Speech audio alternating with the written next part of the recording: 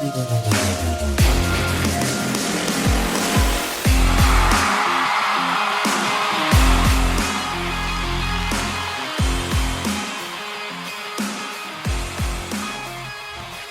those of you who have been watching this channel for a period of time have probably seen me sport this Pat McAfee jersey on a number of occasions.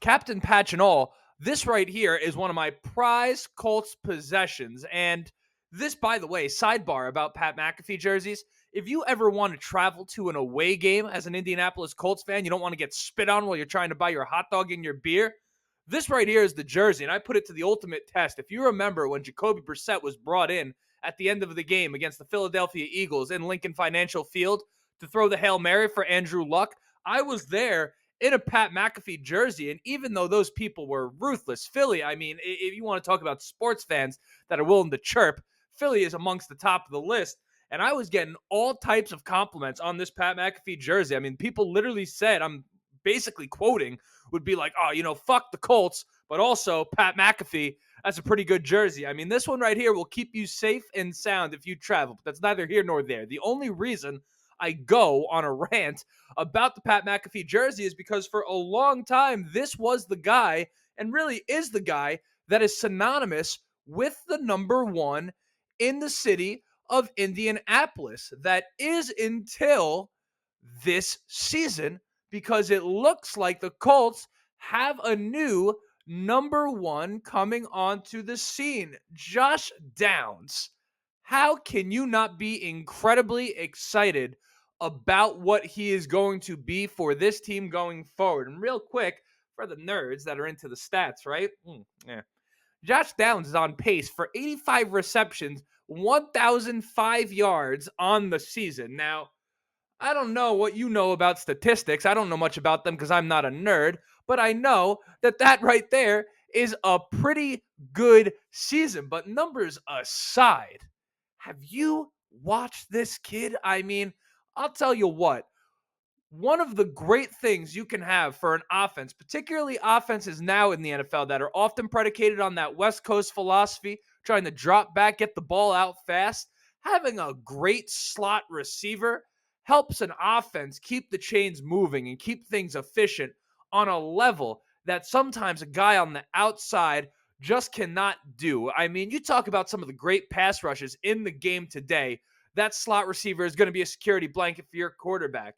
Also, the slot receiver lined up much closer to the quarterback, therefore being less distance on a throw for the quarterback. It's an easier throw to make. And a guy like Josh Downs can create explosive plays without having to actually complete large chunks of yardage through the air, right? The pass doesn't need to have a lot of air yardage for it to become a big play when you have a guy like Josh Downs. I mean, the guy is absolutely sensational. And again, teams playing zone coverages, the natural hole in a zone is going to be in that space that a slot receiver often fills. When you have a guy that is a specialist in the slot like Josh Downs, it does become one of those things that opens up the offense tremendously. And when the Colts drafted Josh Downs in the third round, it had to be one of the top steals of the draft for any team, period.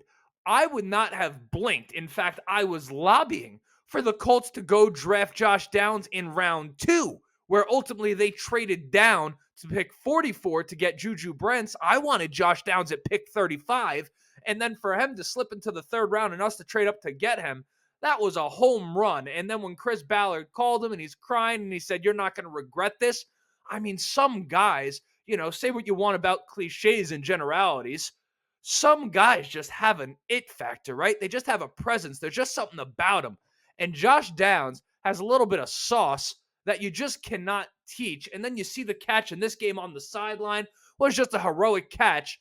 The kid is quickly becoming a star for the Indianapolis Colts. And the reason that I feel that is so important for us Colts fans to understand is when you look at Josh Downs, and then you pair him with a Michael Pittman and Alec Pierce with the way he's been able to play very, very solid in his role this year, you can't help but wonder for a team that consistently gets berated by its fan base for having an average to below average wide receiving core. My question is this: has this group of wide receivers for the Indianapolis Colts become underrated, not just around the league, but by the very people that are supposed to be rooting for them, supporting them, and recognizing them? I'll tell you what my answer to that is. In fact, I won't even tell you what my answer to that is, because I think the way I've set this up, you know exactly where I stand. So that is exactly what we are here to talk about today. But before we do, of course, going to introduce myself quickly. My name is Justin. This right here is the Riding the Bench Colts cast. As always, if you're enjoying the video right now, or if you continue to watch and enjoy at some point, go ahead, shoot it a like. It's going to help me get out to as many Colts fans as humanly possible. We are trying to get to 2,000 subscribers. If you're a returning listener, in fact, if you're a first-time listener, feel free, but returning listeners, particularly you, if you have not subscribed yet, what are we waiting for, right? Now is the time. Help me get to 2,000. And then we'll be on our way to 3,000. Then before you know it, we'll be at like 7 trillion, right? Because there's just that many Colts fans on planet Earth. So, yeah, other than that, just enjoy the episode. But without further ado, why not get into it, right? It's because we started off talking about Josh Downs. And I just want to point him out, particularly just because I just love what I am seeing out of Josh Downs in this Colts offense. But another guy, of course, if we're talking about the receiving core, you know the guys that we're going to talk about. You saw the thumbnail of the video, right? We're on to Michael Pittman Jr. And this is a guy that I think a lot of people owe an apology to. And the big thing that always gets said when people talk about Michael Pittman is he's not a true wide receiver one. Blah, blah, blah, blah, blah, blah, blah, whatever the heck you're saying. Now, here's my question to you. What exactly is a wide receiver one? What does that mean? Does that mean a top 5 receiver in the NFL, a top 10? Technically, there are 32 teams in the NFL. The best receiver on each of those teams is their number one wide receiver. Now, listen, I know, am I reaching a little bit for that term? Sure, that's fine. You understand that teams like the Bengals have a Jamar Chase and a T. Higgins. But my question to you is, what do you mean when you say a wide receiver one? He's not top what? What's your criteria? Because is it just that he's not Stephon Diggs? Is it just that he's not Justin Jefferson, who's one of the freakiest receivers we've seen in the past 15, 20 years in this league? What exactly does it mean? Because he is on pace for over 100 receptions this season. And when you look at it from a receptions per game basis, Michael Pittman is ahead of Davante Adams, Cooper Kupp, Terry McLaurin, Chris Olave, Chris Godwin, Mike Evans, DK Metcalf, Christian Kirk. There's other names on that list, but some of those guys, I mean, Davante Adams, Cooper Kupp, Terry McLaurin, Chris Olave, Godwin, Evans, were you listening to me? I'm repeating myself.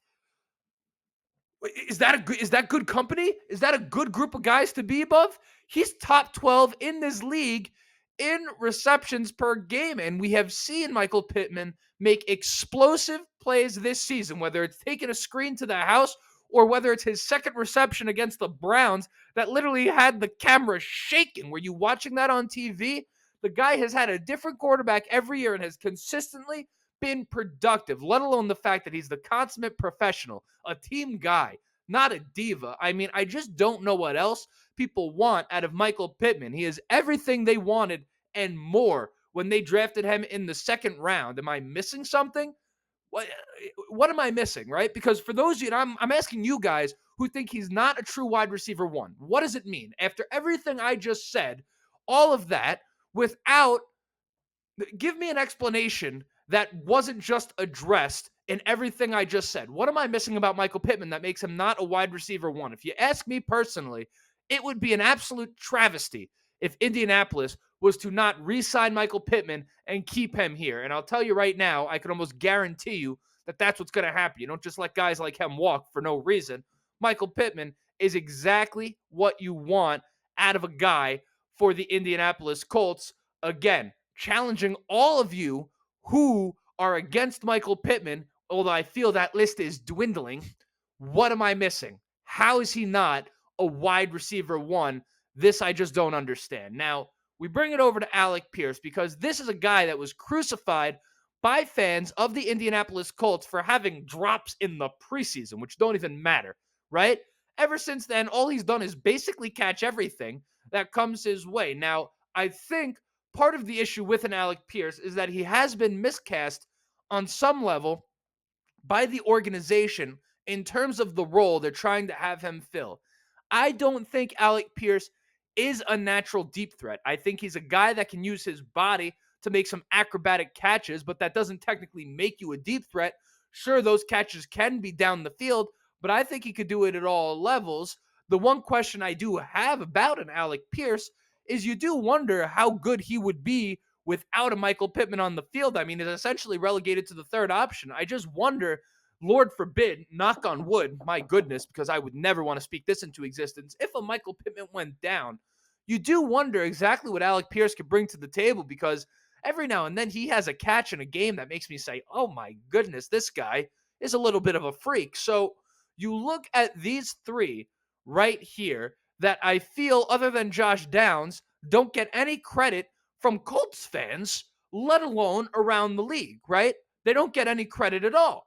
But when you piece all of them together, my question to you is this: how many teams in the NFL, or rather in the AFC, really, because that's the Colts' primary competition, how many teams in the AFC even have a better receiving core than Michael Pittman, Josh Downs, and Alec Pierce? And I know your gut reaction is going to be like, oh, that's not even that great of a receiving core. Can we start going through them?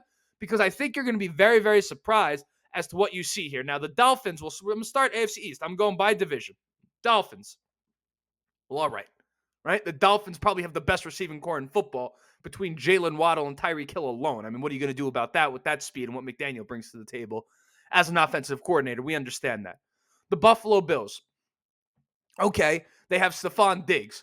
Other than Stephon Diggs, they have Gabe Davis. Collectively, that's arguable. Do we view that as definitively better than the Colts top to bottom as a receiving core? When you look at Stephon Diggs, Gabe Davis, and then what? Khalil Shakir, who I happen to really like coming out of Boise State, but is that really that much better than the Colts? The Jets, they have Garrett Wilson and nobody. Randall Cobb hasn't had a good season since the year 2013. He keeps getting a paycheck. Someone tell me why, right? You have the Jets. The Patriots, come on. I mean, isn't your cousin playing receiver for the Patriots? I mean, the Patriots have absolutely nobody at receiver. The Ravens, Zay Flowers, Odell Beckham, who's a shell of himself, Rashad Bateman. We really like that better than the Colts receiving core. The Steelers have a strong core, right? You look at Pickens and Deontay Johnson. That's as good of a tandem as there is in the league. Other than that, you're looking at what? Calvin Austin, right? Am I missing something on the Steelers? Cleveland Browns, Amari Cooper, Elijah Moore. Do we like their receiving core better than the Indianapolis Colts? The Bengals, okay, Jamar Chase and T. Higgins. We've gone through half of the AFC, and there's only two teams that we could definitively say so far have a better receiving core than the Colts. You have the Dolphins and the Bengals. You look at the Jaguars, I would say that when Zay Jones is on the field, you have to give the Jaguars the nod, right? Because you have Calvin Ridley, Christian Kirk, and Zay Jones, right? That's three teams with a better receiving core. The Texans, no shot their receiving core is better. The Tennessee Titans, no.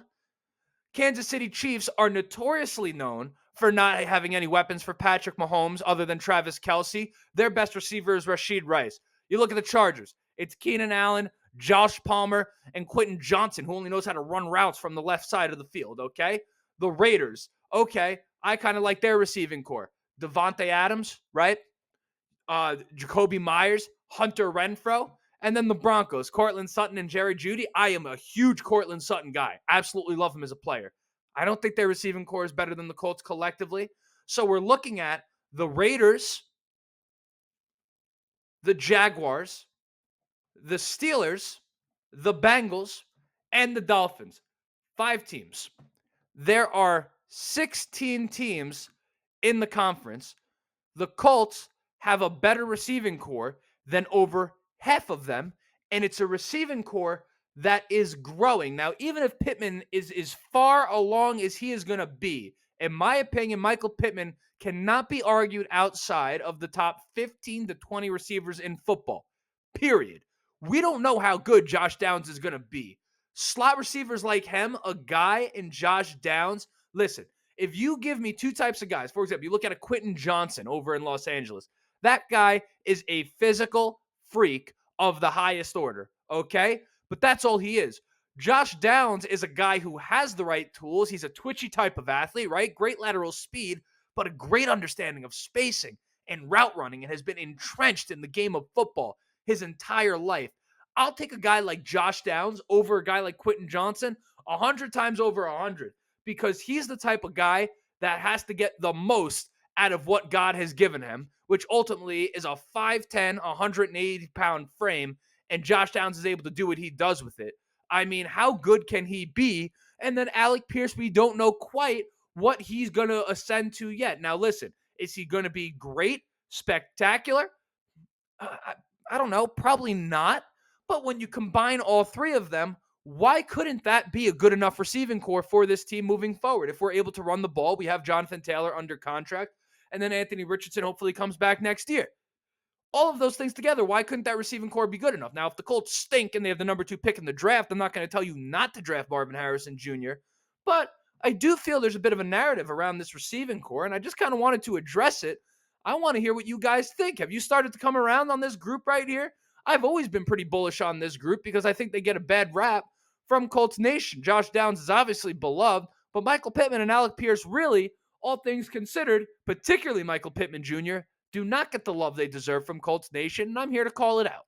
This right here is one of the better receiving cores in the AFC, period. As I just explained to you, you really can't argue them outside of the top 5 or 6 in the AFC. What exactly is the issue here? I don't know. That's all I got. I mean, that is the entire thought. That's the entire episode, and I'm curious what you guys think about it. So until next time, my name is Justin. This right here is the Ride in the Bench Coltscast. Go Colts.